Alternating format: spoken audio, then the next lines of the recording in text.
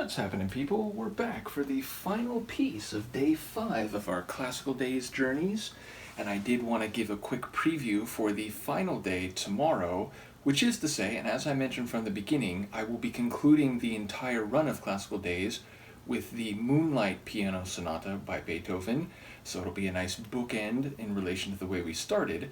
I will also be going through Tchaikovsky's first piano concerto, which someone has been asking about, and I'm looking forward to talking about a little bit in advance, as well as listening to the From the New World Symphony No. 9 by Antonin Dvorak, and there's one or two other individual one-off pieces that I'll be doing, so yes, it'll be a full and glorious slate to finish this Classical Days journey, and thank you to all those who've been following along, and to any of you out there who may be seeing this who are not particularly into classical music. I appreciate your patience as I've indulged this particular experience in a week-long fashion. So yes, we are going to conclude day 5 with a concerto by one of the all-time Baroque masters, Antonio Vivaldi. I talked about it in my reaction to Four Seasons a couple years ago now, and indeed I did want to mention there were a few of you who commented that it might not be bad to go through the Four Seasons again, and I was thinking,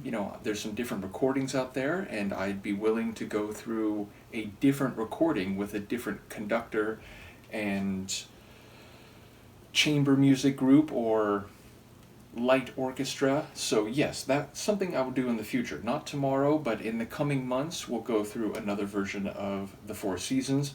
But yes, we're going to listen to one of Vivaldi's concertos, and I should mention he's actually given credit for being one of the main figures in consolidating and systematizing the concerto format. So as with a number of other composers I've gone through this week, his role in shaping modern classical music is significant. And for the record, he was not just a great composer, but he was also a virtuoso violin player himself. He was an impresario, meaning he put on concerts and sponsored performances. And I think he was actually a Roman Catholic priest as well. But on top of all that, or perhaps exceeding all of that, he was fundamentally one of the most excellent composers the Baroque world ever knew, and was very influential for many other composers. So we're going to listen to his double concerto in B-flat for oboe, violin, strings, and basso continuo, which is given the Vivaldi catalog number RV548. And if you didn't know, basso continuo is a form of accompaniment which was almost exclusive to Baroque music, and it essentially means a group of instruments that play together, one of which has to be capable of playing chords. So it's, a certain type of instrument that was part of Basso Continuo, and often it was more than just one instrument. So it's a section of instruments in a chamber music arrangement or orchestration which play together and have to be capable of playing chords, and they support the lead instruments for the concerto. So again, we have a concerto here that is listed as a double concerto, violin and oboe, in B-flat major with strings and basso continuo. And what the booklet here says, I found interesting. So the booklet says the concerto in B-flat major for violin and oboe, RV 548, is one of a score written for 2 instruments, meaning the violin and oboe, 9 of them for similar instruments, I think meaning the basso continuo. So it's 9 instruments supporting the violin and oboe.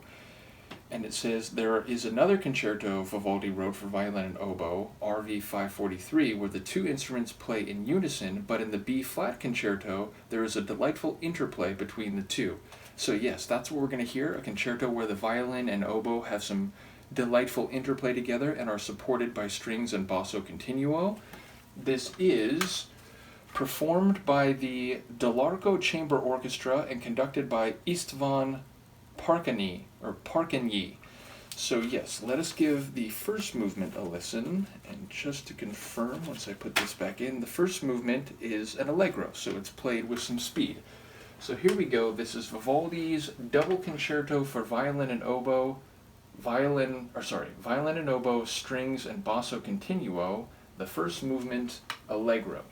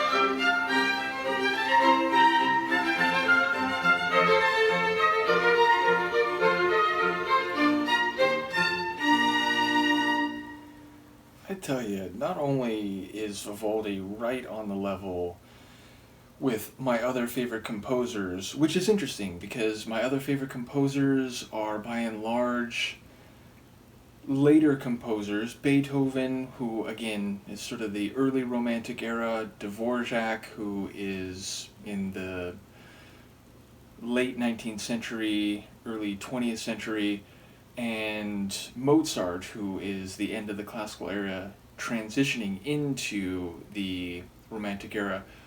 But not only do I consider Vivaldi on the same level, but there's something about the elegance of his music, and I think it's indicative of Baroque stylings. They just have this refined quality, and they feel like I should be listening to them in a lush palatial garden.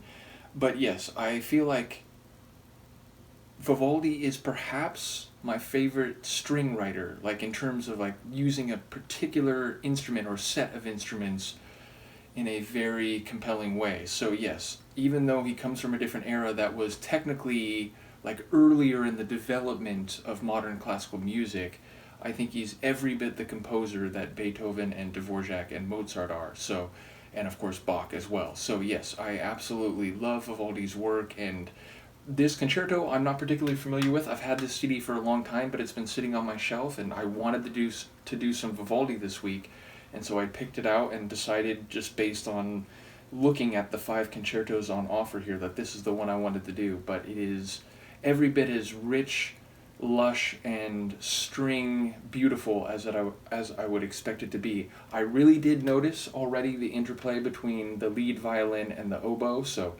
that description in the booklet is absolutely accurate. Looking forward to movements 2 and 3, and I will see you in a moment for number 2. Peace.